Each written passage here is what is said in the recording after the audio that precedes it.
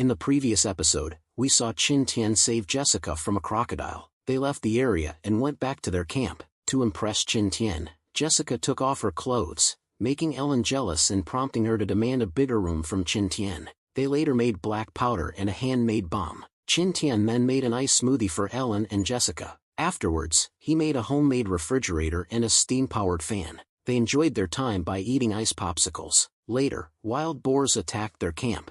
Qin Tian and his companions fought against the boars and captured them. Afterwards, Qin Tian made wine, and his waifus enjoy it. Later, Qin Tian left the tent and went to the mountain, where he discovered a sulfur mine and various ores and wild minerals. Sand Eagle later reported to Qin Tian that there were two-legged animals nearby. Qin Tian runs as he tells Panda to stay. He uses his superpower and asks Sand Eagle if he is getting near. He continues running until he finds people. A group of Viking-looking men is chasing a little girl. Meanwhile, the cornered little girl tries to fight the men, but they have shields to block her attack. Still, she manages to target their vital points. She is alert enough to dodge the attacks of the other men. She didn't notice that she was surrounded. She shouts as she keeps fighting them. Qin Tian can see that they are really killing each other. He feels like he needs to save the little girl. He starts concocting a bomb right on the spot. He created a smoke bomb. He is nervous about using the bomb against people, but the island is lawless. In the first place, to save the girl, he fires an arrow at the men.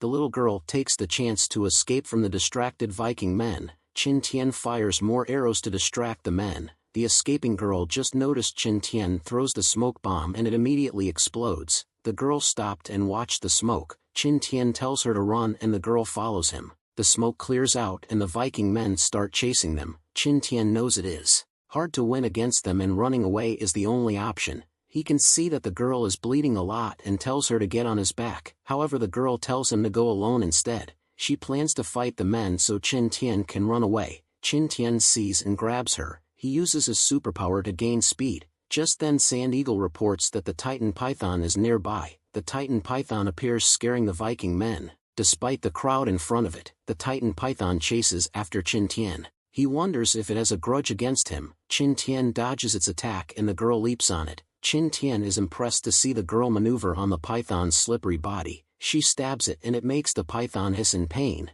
She falls from the python, which starts attacking her. Qin Tian saves her using his superpower, while throwing a bomb in its mouth. They get pushed aside by the python's body and smoke starts coming out of the python's mouth. It tries to attack Qin Tian and the girl, but the bomb inside explodes. It falls to the ground and Qin Tian and the girl escape the area. Qin Tian and the girl continue to run away. The Titanoboa gets back up and chases after them. Qin Tian promises to pray to God every day if he saves them. The girl exclaims that there is no use in fighting a snake. While the two hide in a bush, the Titanoboa's senses should be busted up after the bomb explodes in its mouth. Qin Tian sees the chance and orders Sand Eagle to attack the huge snake. Sand Eagle is now distracting the Titanoboa. However, Qin Tian was actually holding the girl's chest all this time. Qin Tian claims it is time to move. Later the two meet Panda. The girl quickly stands on guard seeing a beast. Qin Tian tells her that Panda is a pet and they can ride him. The girl bows down to Qin Tian. Qin Tian puts her on Panda and they travel until Qin Tian notices that he needs to tend to the girl's wounds. The girl is surprised to see a lighter that can easily light up a fire. Qin Tian then brings out medicine and uses sign language to tell the girl that it will be painful. The girl puts up with the pain and her arm gets bandaged. The wounds on her thighs are next and Qin Tian brainwashes himself first that she is wearing something colorless. The girl moans in pain and she finally gets treated. After setting up the tent, Qin Tian tries to move the girl inside, but her wildlife alertness kicks in and she attacks Qin Tian. Qin Tian narrowly dodges the blade, causing the girl to bump into him and they both fall. The girl apologizes but Qin Tian understands her nature. Inside the tent, the girl's stomach growls. Embarrassed, she pats her stomach vigorously. Qin Tian gives her some dried meat and she humbly accepts it. Later they sleep in a comfortable position. In the morning Qin Tian wakes up to the sound of the girl screaming. He stops her from fighting with Sand Eagle. Qin Tian expresses gratitude to Sand Eagle for luring away the Titanoboa. Unable to communicate well with the girl, Qin Tian decides to take her to the camp. Ellen and Jessica, who had received a letter in advance through Sand Eagle, meet the girl. Jessica now doubts Qin Tian's taste in girls. The girl asks a question and Jessica replies that they are not witches. They continue their conversation. Ellen wonders what they're talking about and Jessica explains that the girl is Nick Honey, a member of the Lada tribe from Yemen. The Lada tribe was self-sufficient but they mysteriously disappeared in August 1939. Soldiers haven't seen any signs of their departure. Qin Tian wonders if their situation is similar to theirs traveling through time and space. Jessica asks Nick for more information and learns that they have been on the island for 3 years. However, a year ago a group of men on ships started capturing them. Qin Tian recalls the pirates. Ellen suggests aligning with the Lada tribe and Qin Tian agrees. Nick shares that they have been surviving by hunting and foraging. They referred to the area covered in methane fog as the land of the dead, since no one has returned after entering it. The fog stretches throughout the island and only disappears for 2 days a year during winter. Qin Tian states that they have 3 months remaining.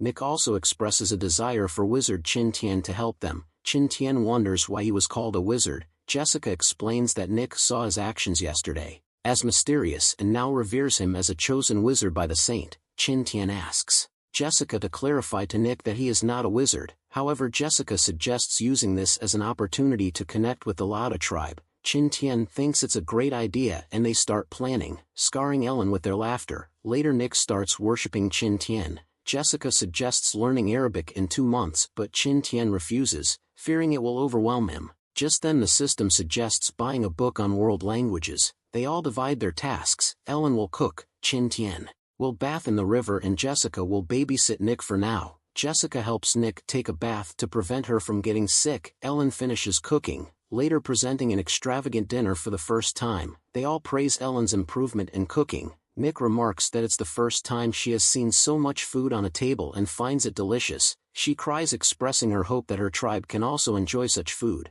Later Qin Tian sets up a tent to sleep outside. After explaining Nick's situation to the 2 girls, Nick sleeps in the corner of the cave while holding her knives. The next day Jessica teaches Ellen and Qin Tian the Arabic language. After their lesson Ellen wonders if Qin Tian will search for the Lada tribe. Due to the fog Ellen suggests building a boat to go around it. Qin Tian agrees and goes to search for wood. Nick tries to help Qin Tian cut down trees but he tells her not to because she is still injured. Nick pouts and demonstrates her strength by easily chopping down a tree, leaving Qin Tian shocked. They manage to gather enough wood in 3 days. The following day, the smoke from melted pyrite is sufficient to scare away nearby animals. Qin Tian does more processing and finally obtains iron. However, pyrite can only yield a small amount of iron. While melting the iron, Qin Tian notices that Nick fits the lolly standard. Nick gets confused and coughs. Later they pour the melted iron into a mold. During dinner Ellen reports that their area has limited resources, specifically fruits, and expresses concern about winter. Qin Tian suggests making mixed canned fruits to store the canned fruits. They need glass so they all go to the river the next day to collect silicon, a material used for making glass. Qin Tian comments on the clarity of something he found and Jessica covers her white shirt. Just then Ellen discovers something sparkly. Luckily she finds gold. Nick appears with a handful of gold as well. Jessica wonders where she found it and they all stumble upon a gold haven. Jessica also finds a piece of diamond. They celebrate the potential wealth they will have. However, they realize something and decide to focus on finding silicon instead. Afterward they leave with baskets filled with silicon, gold and diamonds. If they manage to escape the island, one day they will be rich. Later Qin Tian prepares some shell powder and galena to reinforce the glass. He melts the materials together with Nick. Meanwhile, Ellen and Jessica make a blowing tube for shaping the glass. Afterward Qin Tian demonstrates glass blowing, leaving Nick surprised and thinking it's magic. Qin Tian continues to give instructions on forming the glass. However, they encounter some failure. Player Qin Tian warns the girls to be careful. Unlike him, Ellen attempts it in one go and with Jessica's support, she starts shaping the bottle. The glass cools down but Ellen isn't satisfied with the result. Nevertheless, she appears cool in front of the others, earning their praise. She wonders what to do next and Qin Tian instructs her to dip it in water and use a knife to cut it. Ellen suggests creating a rotating round table for making crystal wares. Qin Tian polishes the glass made by Ellen and shows it to Nick. Nick exclaims that Qin Tian is truly a wizard and Qin Tian can now understand her thanks to the system. That's all for today. If you want next part, please let me know in the comments.